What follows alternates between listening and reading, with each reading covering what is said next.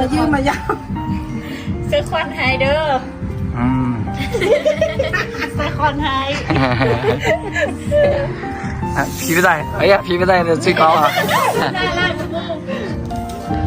好了，兄弟们好了。那个现在到了我们那个泼水节之后的一个祈福仪式。ขอใครเบียร์เขาไปยืนดูกัน那个所以靠在，哎呀，谢谢。送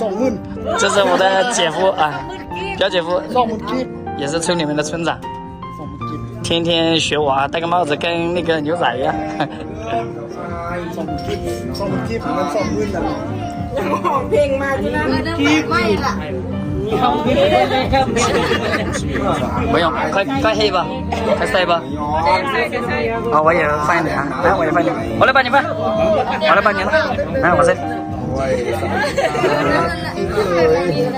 啊，你拿这个。哎呀，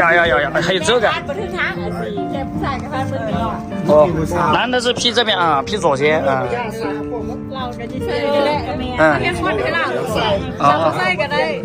是给你的，是给你的，没事，一样的，都是给你的，不要紧张。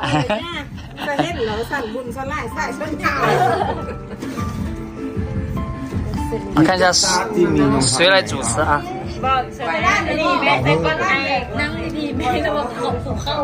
哎呀，我知道你要放这么多啊！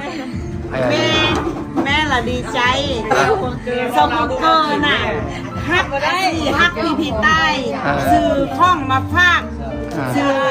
ตัวนี้มาให้พ่อแม่ดีใจ我送了很多礼物给他们，แม่กินหน่อยก็เดินกำลังใจ妈妈表示感谢。ดีไหม哎，这句话你在哪学的？我明年。เยอะป่ะฟังเตายืมมายาม开始了。พ่อแม่พ่อแม่ยังงักยังแพงยังงักสั่งคำแดงยังแพงสั่งคำเรามีได้เรามีได้คำพูดสู้ขันเธอลูกเตาอย่างเพื่อมีโซ่มีใส่มีไม้ขาไม้เตาอยู่ดีมีเหี่ยงเศร้ามั่นความเจ็บร้ายของใครอย่างนี้จะมายืมมายามพ่อแม่ที่จะยืมเล็กอย่างนั้นข้าวหันดีมีแห้งมีโซ่มีใส่我的村长姐夫在这里，姐夫也讹一下。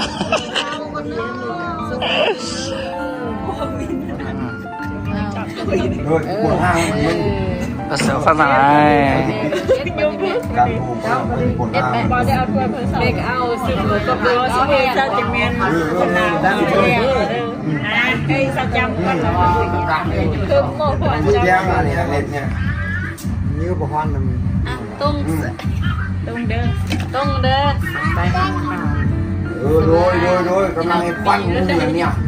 给你份吃的。要尝一下。我操！来老挝，仅是说要去逛景点，最重要是要来体验他们当地的生活，这就是他们的风俗习惯嘛。来接着啊，用手接着。对了。对了。啊，ขอบใจมีเหียงฮาวหันมีทำมาค่ะคือเนื้อหายคอหายน้ำเนื้อหายคอ13เนื้อหายน้ำ14ถ้าลูกได้แต่ดีถ้าลูกมีแต่ซองน่ะสิเนื้อ对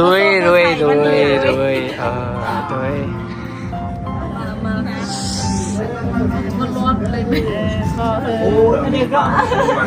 ยืนดีมีแหงเด้อเขาปีใหม่เพื่อไม่没事啊。จำน้อยเอาเด้อจำ你要把它吃完啊。啊，ขอบใจ。มูเด้อยืนดีมีแหงไม่สามารถ对。เขาอย่างนี้ใครอายุสูงกว่าแล้ว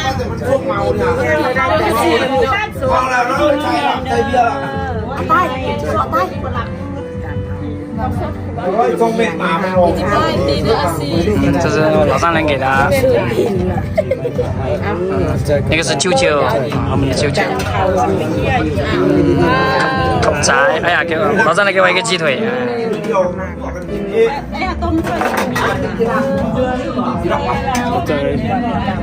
吃不完就打包带回走了。啊，口仔，口仔。ปลาเมื่ออยู่ดีไม่แหงเด้อส่งเงินหาข้าวมาคืนในบ้านเด้อ ซ่ากับเป็นผู้หญิงเลย 还敢来呢？哦，谢谢舅舅啊，口仔，口仔。谢谢舅舅。对，谢谢舅舅，谢谢舅舅。那我丈母娘给的。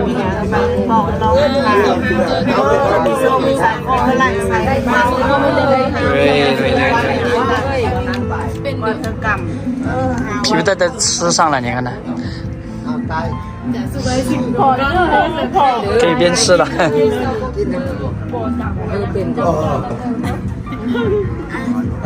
บินเมอร์ปลาเมื่ออยู่ดีไม่แหงเด้อเดินทางปลอดภัยเด้อ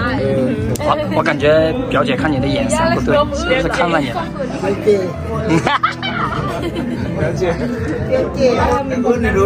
接下来就是绑绳子了。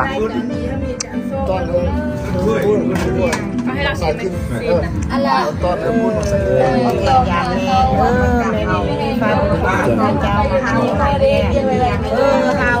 มีไม้ขาไม้ให้อยู่ดีมีแห้งเฮาหั่นเดินทางปลอดภัยเด้อฮอดบ้านอย่าพบอันห่านอย่าพามอันหายจะเฮาหั่นปลอดภัยเดินทางกลับบ้านอยู่ดีมีแห้ง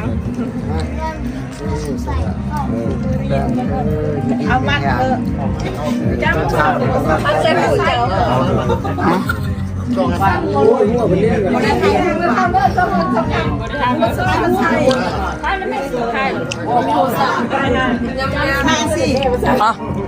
好嘞，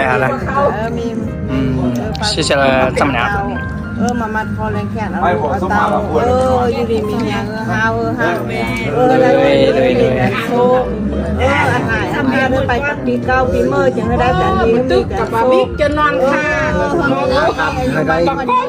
ทำอะไรจะนอนค้างคืน对。啊，那我吃我这个，来吧，真的，来吧。หัวคอยบอกสิดีมีแหงนะคะปีหน้าแล้วก็ลาตามชามายามแม่ต้องเงินไปละล่ะอยู่รวมกันโดนขอบใจมัดผ่อนแขนเลยพวก来嘛สนิลา你看我这个阿姐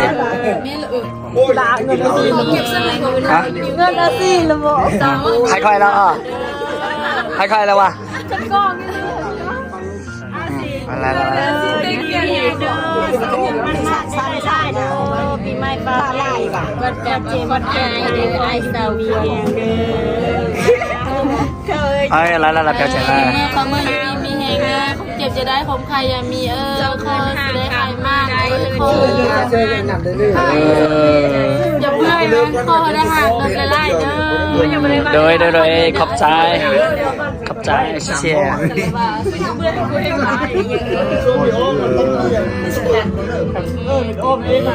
รอเอ็กขนาดเลยโซ่กันได้ไล่เดินมันจะไม่ได้เดินนี่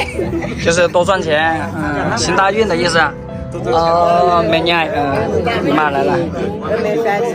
จะมาขอตัวแทนก่อนกินยาคนนี้กินปียานก่อนพายมีไฟบุญพระเจ้ามาผูกคอตัวแขนให้ลูกให้เตาฝ่ามือปีมือให้ลูกได้แต่ดีให้ลูกมีการโชคให้ลูกเนื้อ相互祝福的意思这其实是老挝老龙族的一个最高礼节了ได้แต่ดีให้มีการโชคให้ลูกเนื้อ对ขอบใจแม่ยาย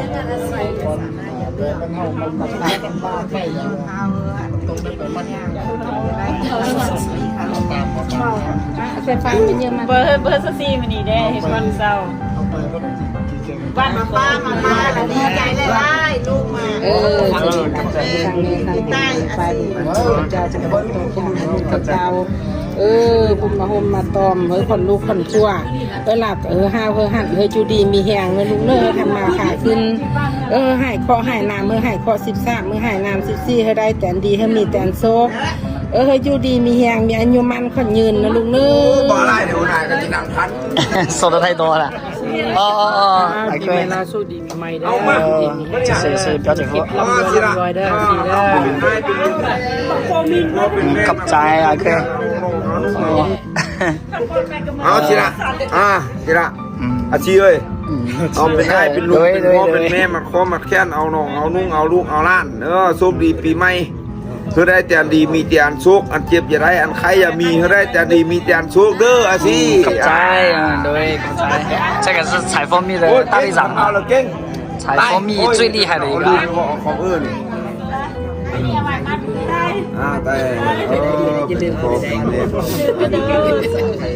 แต่大家注意看这一家氛围是不是特别好对不对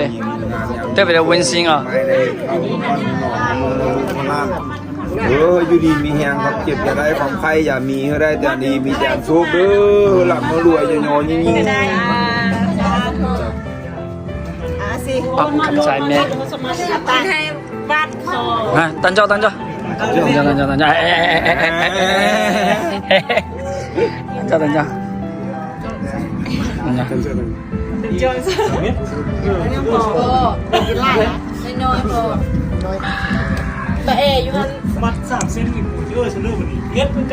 喝一点就可以，我都喝完了。